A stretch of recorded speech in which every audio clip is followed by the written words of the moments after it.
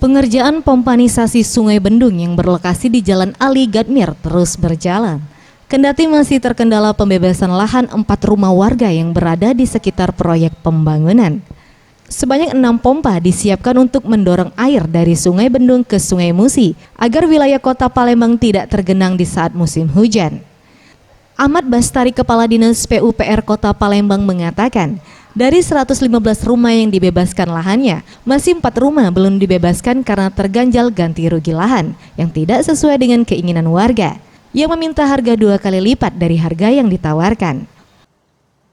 Pembebasan lahannya oleh tahun 2018 ini oleh pemerintah kota, sudah 8 pembebasan lahan, dan pembangunan fisiknya tahun 2019, ditambah lagi ada pembangunan fisik, bukan pembangunan fisik tapi penataan kolam retensi yang telah dibebaskan tahun yang lalu.